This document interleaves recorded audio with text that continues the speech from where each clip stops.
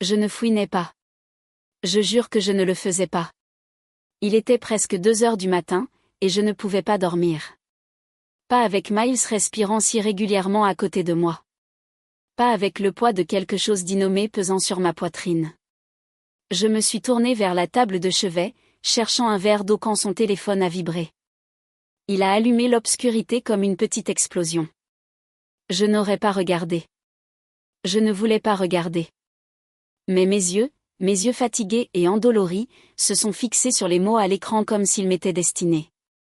Mon adorable tigre, tu es incroyable. Tu me manques déjà. Merci pour ces 2 nuits inoubliables. Ma main s'est figée en l'air. Mon pouls battait à mes tempes. 2 nuits. Il était censé être à Houston pour un sommet de leadership. L'idée qu'il soit dans une chambre d'hôtel avec quelqu'un d'autre pendant que je préparais du rôti de bœuf et aidais Mera avec son projet d'histoire me rendait physiquement malade. Je me suis levée sur des jambes tremblantes et j'ai trébuché vers la salle de bain. Les carreaux froids sous mes pieds nus m'ont ancré. J'ai ouvert le robinet, et recueilli de l'eau glacée dans mes mains, et l'ai jetée sur mon visage, espérant me réveiller de quoi que ce soit. Mais je ne me suis pas réveillée. Dans le miroir embué, j'ai vu quelqu'un que je reconnaissais à peine. Ma peau pâle, mes yeux sauvages, ma bouche légèrement ouverte comme si elle voulait crier, mais avait oublié comment. 20 ans, ai-je murmuré à ma réflexion. 20 ans de ma vie. Je ne sais pas combien de temps je suis restée là. Finalement, je suis retournée au lit. Miles n'avait pas bougé. Il était recroquevillé, paisible, comme toujours, comme si rien n'allait mal, comme si tout était encore parfait. Mais quelque chose en moi s'était fissuré. Pas fort, pas dramatiquement, juste assez pour tout changer. Le lendemain matin, le soleil filtrait par la fenêtre de la cuisine, rendant tout trop lumineux, trop ordinaire. Miles s'est précipité pendant le petit déjeuner, buvant son café comme si c'était un jour comme les autres. « Tu as l'air pâle », a-t-il dit négligemment, beurrant une tranche de pain grillé. « Je n'ai pas bien dormi. »« Oui », ai-je répondu, lui tendant sa tasse de café. « J'ai fait un rêve étrange. Tout ce en quoi je croyais s'est avéré être un mensonge. » Il s'est arrêté juste une seconde, puis a souri. « Les rêves sont étranges comme ça, mais nous sommes réels, Céleste. Toi et moi, nous sommes solides. » J'ai souri en retour, mais le vide dans ma poitrine palpitait. Je l'ai regardé m'embrasser la joue, prendre sa mallette, et partir avec la même aisance qu'il avait toujours eue. Et je suis restée là, tenant toujours son assiette vide, mes doigts tressaillant avec l'envie de la jeter contre le mur. Au lieu de cela, j'ai pris mon téléphone et j'ai appelé la seule personne en qui je pensais pouvoir avoir confiance. Et, Tanson, ai-je dit, essayant de paraître normal. Tu peux me rencontrer pour un café ? J'ai vraiment besoin de parler. Elle n'a pas demandé pourquoi, a juste dit qu'elle me verrait dans 30 minutes à notre endroit habituel. Le café sentait la cannelle et la chaleur. Tanson était déjà là, assise dans notre coin habituel, sirotant un latte. Ses cheveux au beurre étaient parfaitement bouclés, son maquillage impeccable comme toujours. « Tu as l'air horrible », a-t-elle dit, mi-blagueuse, mi-inquiète. « Qu'est-il arrivé ? » Miles, ai-je lâché, ma voix plus forte que je ne le voulais. Il me trompe. Elle a cligné des yeux. Ses doigts tapaient nerveusement sur le côté de sa tasse. Quoi ? Qu'est-ce qui te fait dire ça ? Je n'ai pas répondu. Au lieu de cela, j'ai levé l'écran de son téléphone.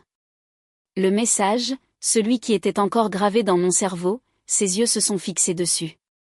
Pendant une fraction de seconde, quelque chose a vacillé dans son expression. Culpabilité, choc, peur. C'est le tigre de quelqu'un maintenant, ai-je dit amèrement. Et j'étais l'idiote qui pensait que nous étions inébranlables. Tanson a regardé ailleurs.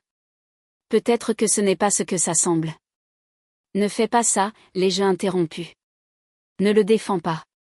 Ne rends pas ça plus doux que ce que c'est. Elle n'a rien dit. Une pensée froide a glissé dans mon esprit, vive et soudaine. Pourquoi le défendait-elle ? Pourquoi sa voix était-elle trop haute, trop rapide ? Je pars, ai-je dit en me levant. Je prends les enfants et je vais chez mes parents à Blue Ridge. Rowan rentre de l'université ce week-end, et Mira est toujours en voyage scolaire. Je les prendrai tous les deux, et c'est tout. J'en ai fini. Tanson a juste hoché la tête, fixant son café comme s'il contenait des réponses que je n'étais pas censée entendre. Tu es sûre, a-t-elle demandé presque trop rapidement. C'est une grande décision. Tu penses que je devrais rester, ai-je plissé les yeux. Fais semblant que ça ne s'est pas produit. Elle a hésité juste une seconde. Cette seconde était suffisante. De quel côté es-tu, ai-je demandé vivement. Le mien ou le sien? Le tien, a-t-elle dit trop vite. Trop sur la défensive. Bien sûr que le tien. Je veux juste. Je ne veux pas que tu fasses quelque chose que tu regretteras. Non, ai-je dit.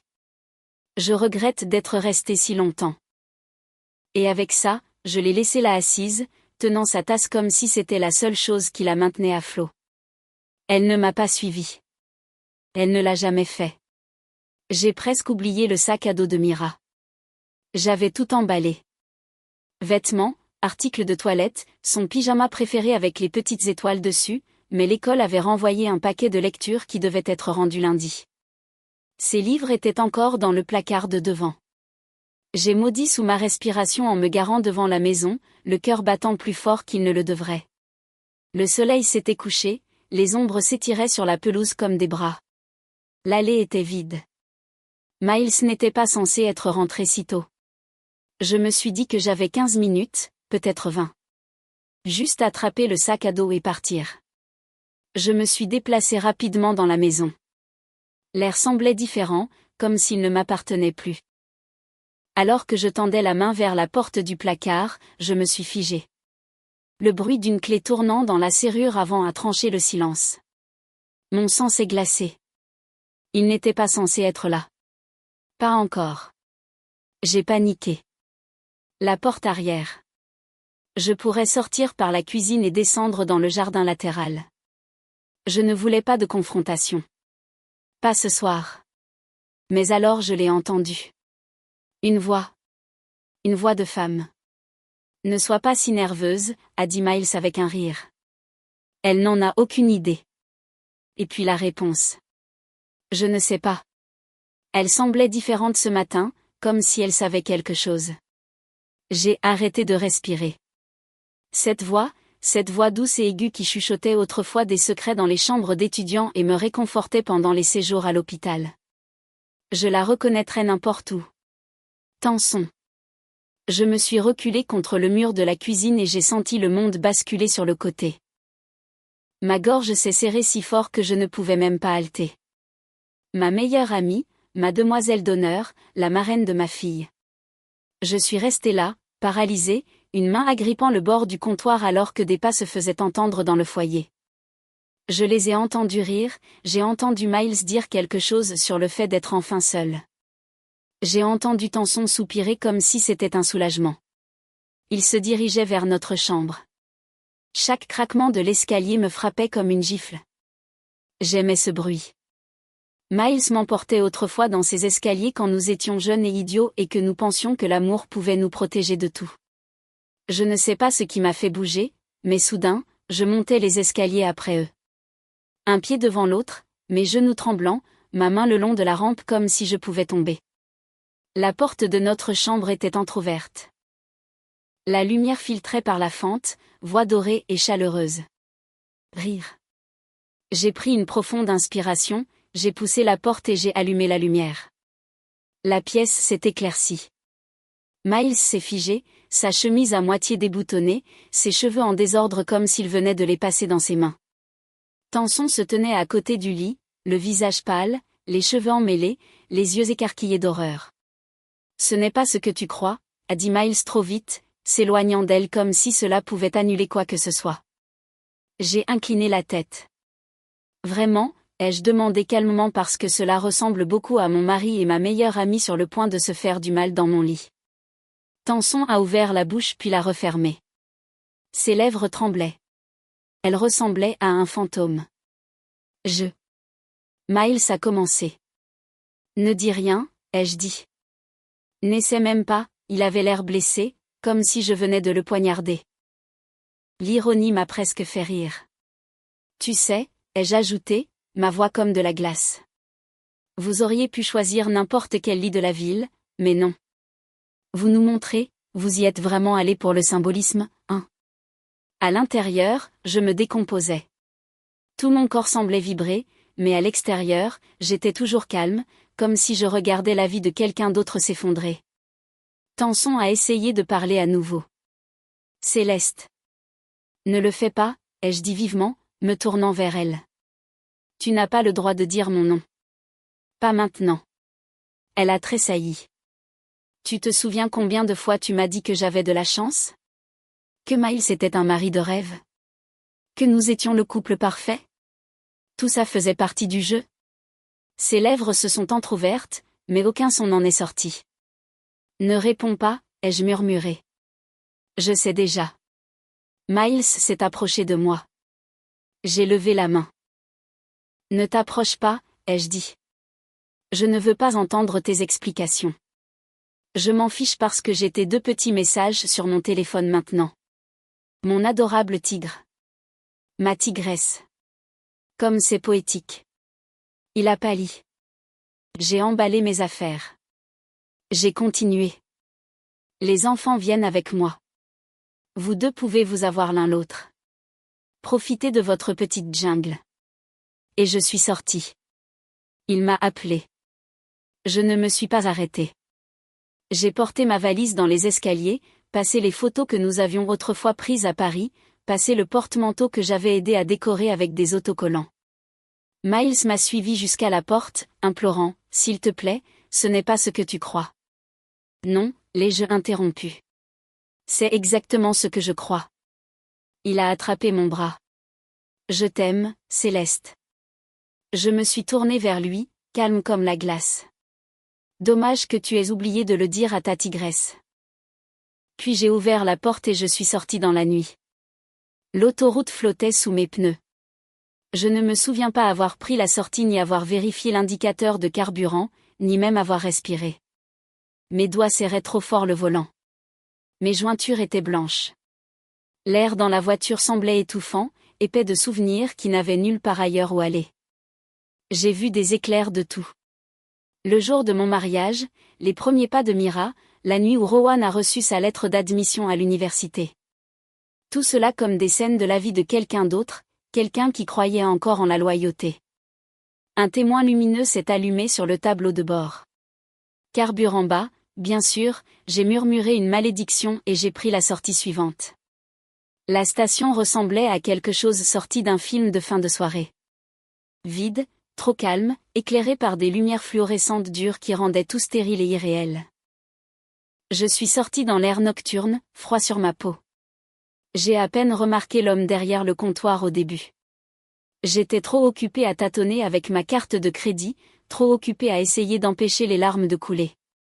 Nuit difficile, a-t-il demandé, sa voix basse et stable. Je n'ai pas levé les yeux. Pourquoi dis-tu ça? Parce que la plupart des gens ne pleurent pas en faisant le plein de leur réservoir. J'ai touché ma joue et j'ai réalisé qu'il avait raison. Ma peau était humide. Je ne l'avais même pas remarqué. Désolé, ai-je marmonné. Pas besoin, a-t-il dit.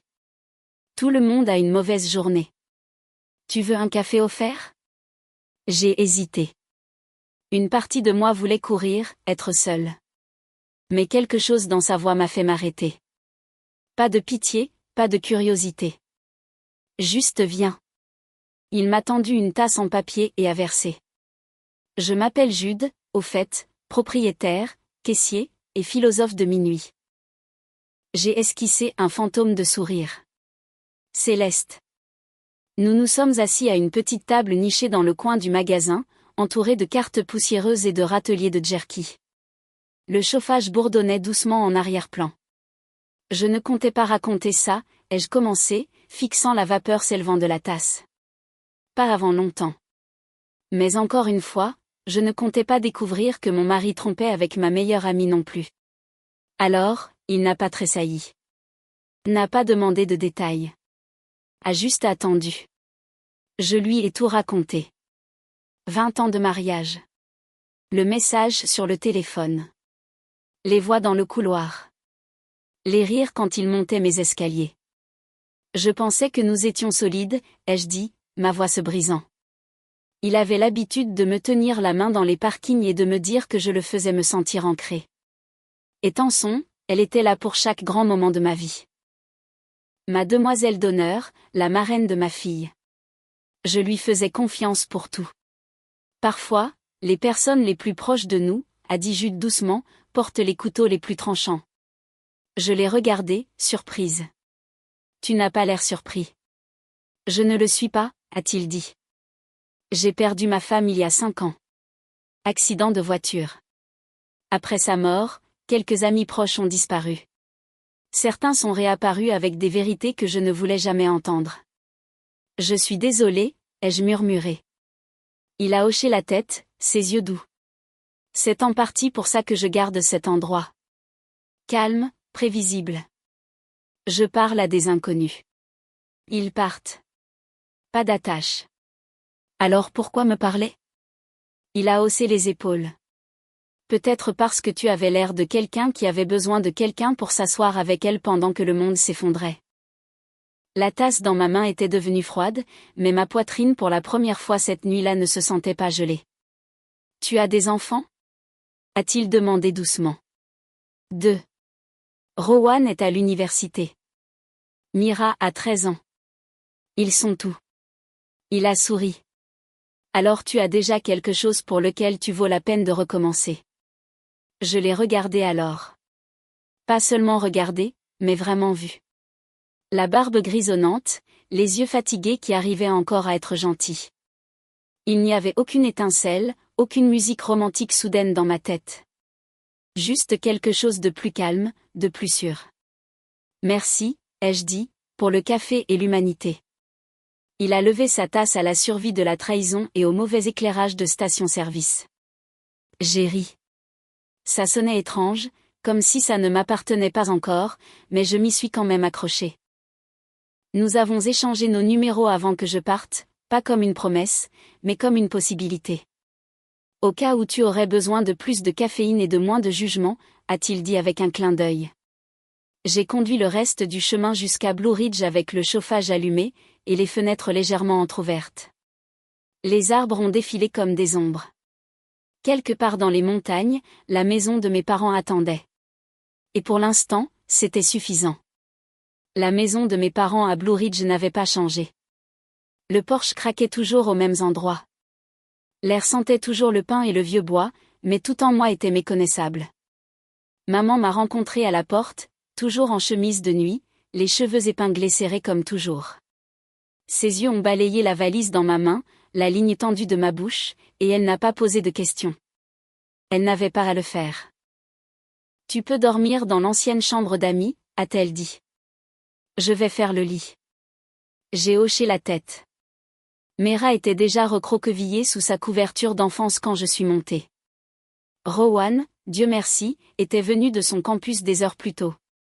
Il m'a rencontré à la porte avec un regard inquiet et un câlin silencieux. Je n'ai pas dit grand-chose cette nuit-là. Le lendemain matin, maman a fait des crêpes aux myrtilles comme si nous essayions de prétendre que la vie était toujours douce.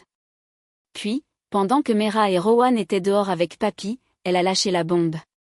J'ai invité Miles, a-t-elle dit, sans me regarder. J'ai posé ma fourchette.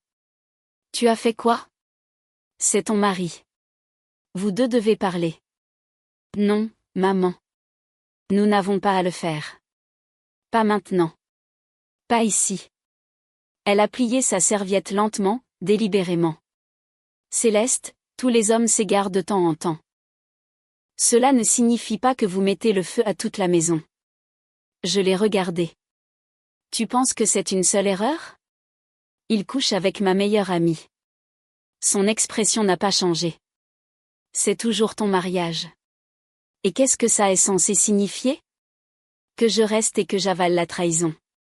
Que tu te bats pour ça. J'ai repoussé ma chaise et je me suis levée.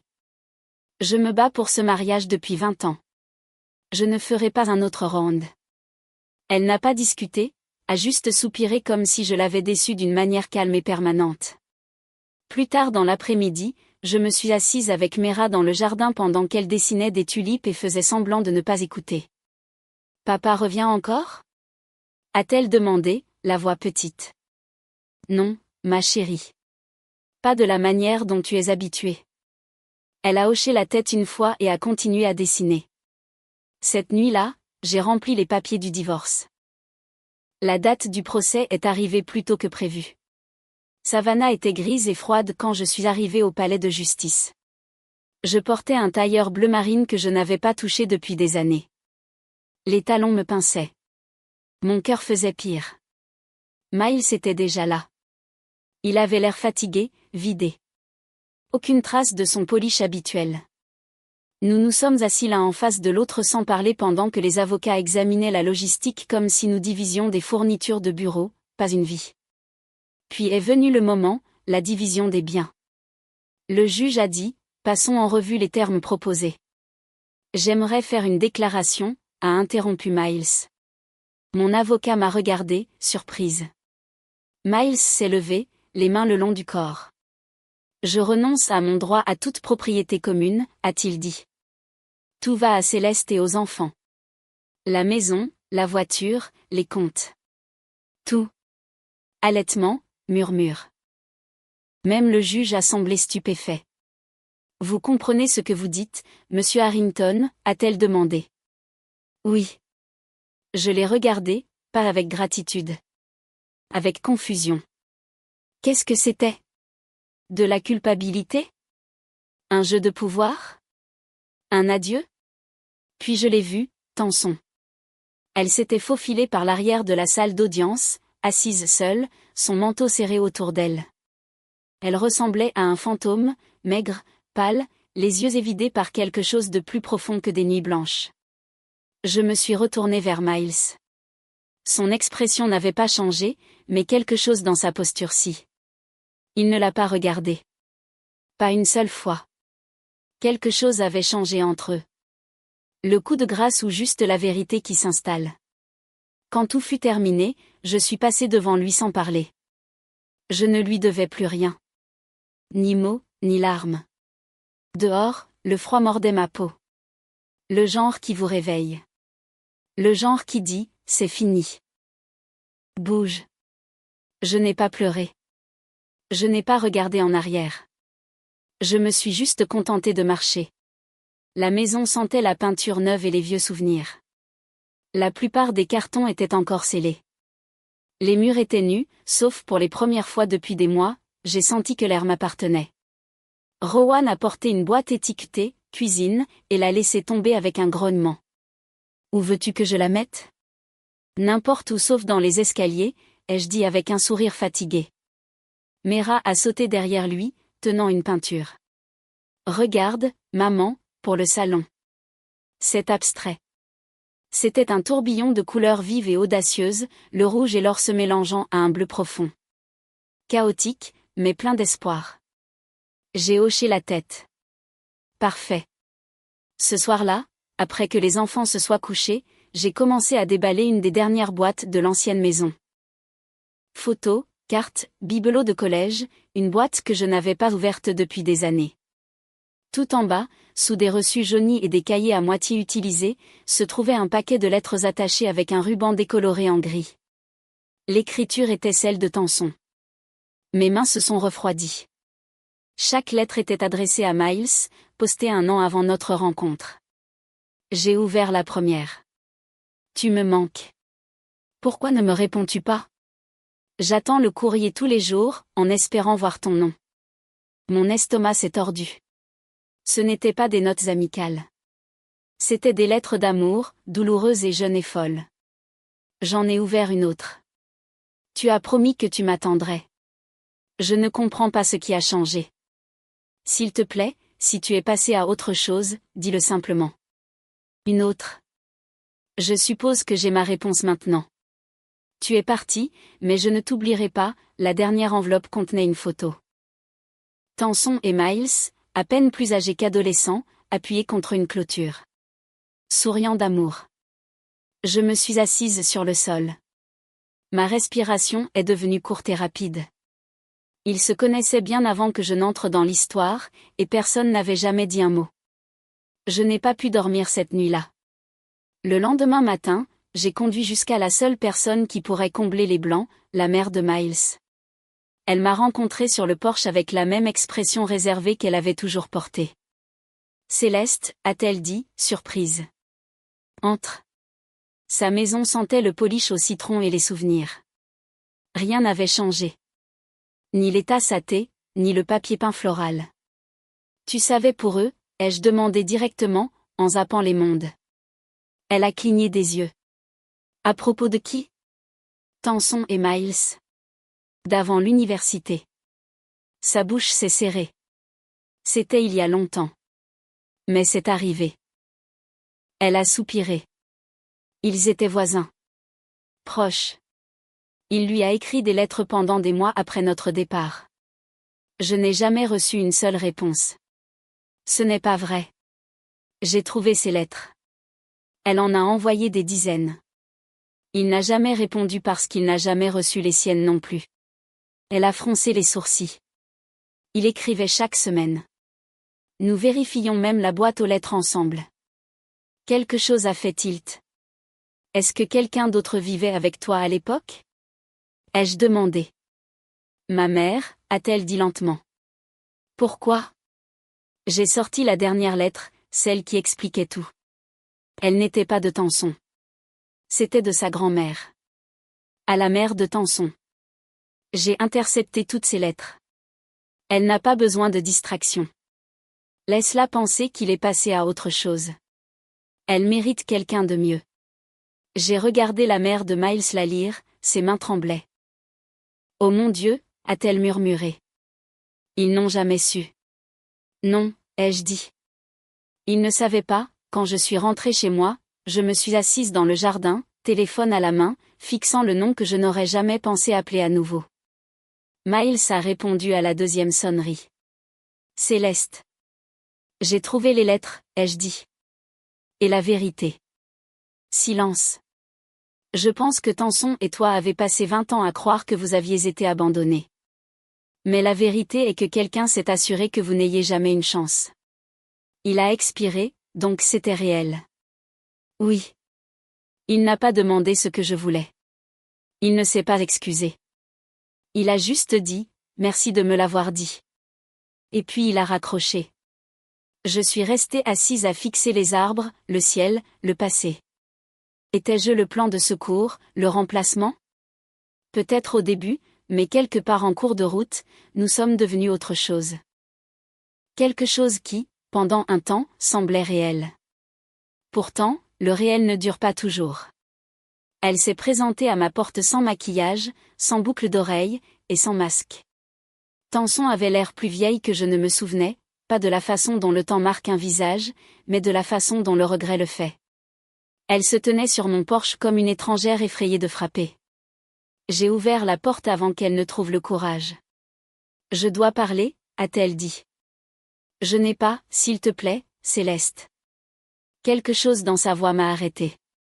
Pas de culpabilité, pas même de désespoir, juste de l'épuisement. Le genre qui s'installe profondément dans les os quand on n'a plus de moyens de faire semblant. Je me suis écartée. Nous nous sommes assis l'un en face de l'autre dans ma petite cuisine, la table entre nous comme un champ de bataille. Je n'ai offert ni café, ni biscuit, juste du silence. Je l'aimais, a-t-elle dit doucement. Je sais. Je l'aimais avant même que tu ne le rencontres. Il était mon premier tout. Mais il est parti et je n'ai plus jamais eu de nouvelles parce que ta grand-mère a intercepté ses lettres. Ses yeux se sont écarquillés. Tu sais, je les ai trouvées. Toutes. Elle ressemblait à quelqu'un à qui on vient de dire que toute sa vie était un mensonge. Je pensais qu'il m'avait oublié, m'avait remplacé. Alors quand je t'ai rencontré à l'université et que tu étais avec lui, je me suis dit que j'avais tourné la page, que ça n'avait plus d'importance. Mais ça en avait. Elle a hoché la tête. Au début, je suis devenue ton amie juste pour rester près de lui, a-t-elle avoué. Mais ensuite, je t'ai vraiment aimé comme amie, comme famille. Cette partie n'était pas fausse. Tu as quand même couché avec lui. Ce n'était pas prévu, a-t-elle dit rapidement. C'est arrivé il y a 3 mois. La fête de fin d'année de son entreprise. Nous avons tous les deux trop bu. Une minute nous rions et la minute suivante. Ne me coupe pas, l'ai-je interrompu. Ne me donne pas les détails flous. Tanson a tressailli. Je ne suis pas là pour justifier ça. J'avais juste besoin que tu saches que ça ne dure pas des années. Ce n'était pas une liaison derrière ton dos pendant tout ce temps. Tu penses que ça améliore les choses? Non, sa voix s'est brisée. Non, je pense que ça empire les choses parce que ça signifie que nous savions tous les deux mieux et que nous l'avons quand même fait. Je me suis levée, les bras croisés. Dis-moi quelque chose. As-tu pensé qu'il allait me quitter? Te l'a-t-il promis? Elle a hésité. C'était suffisant. T'a-t-il dit qu'il t'aimait, ai-je poussé? Oui, a-t-elle murmuré. Après que tu sois parti. Il est venu me voir et a dit qu'il ne savait pas ce qu'il voulait. Et tu as cru que c'était de l'amour. Elle n'a pas répondu. Bien sûr que tu l'as fait. Tu as passé 20 ans à t'accrocher au fantôme d'un garçon qui n'a jamais eu l'occasion de grandir. Ce n'est pas juste, n'est-ce pas? Ai-je claqué? Tu crois que je ne sais pas ce que ça fait de s'accrocher à quelqu'un qui a arrêté de te choisir dès que tu n'étais plus pratique? Elle a regardé ailleurs, se mordant la lèvre pour retenir ses larmes. J'ai presque eu pitié d'elle. Presque. J'imaginais toujours que si Miles et moi avions une chance d'être ensemble, ce serait comme rentrer à la maison, a-t-elle dit. Mais ça ne l'a pas fait. Ça semblait faux. Comme si nous faisions semblant que nous n'étions pas devenus des gens différents. Tu l'as fait, ai-je dit. Il l'a fait. Et toi aussi. Elle a hoché la tête. Je déménage à Seattle. J'ai eu une offre d'emploi. J'ai besoin d'aller quelque part où tout ne me rappelle pas ce que j'ai ruiné. Je n'ai pas demandé de câlin d'adieu. Je n'ai pas pleuré. Quand elle est partie, j'ai eu l'impression qu'une porte s'était fermée. Une porte que j'avais gardée fermée à double tour trop longtemps. Cette nuit-là, ma mère est venue.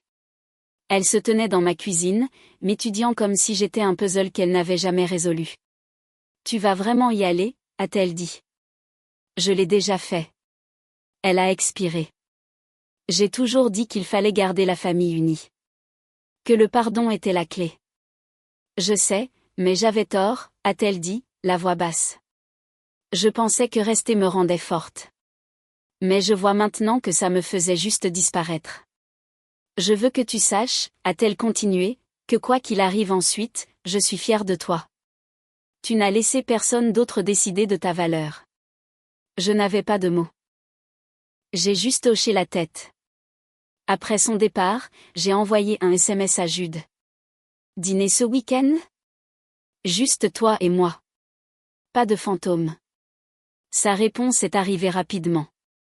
Samedi, j'apporterai le vin. Tu apporteras les histoires.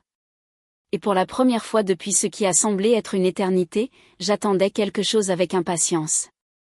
Le printemps est arrivé tranquillement cette année-là, pas avec une floraison bruyante de fleurs sauvages ou le bourdonnement soudain des abeilles, mais de manière plus douce, comme la lumière qui restait un peu plus longtemps le soir, ou la brise qui portait de la chaleur au lieu du souvenir.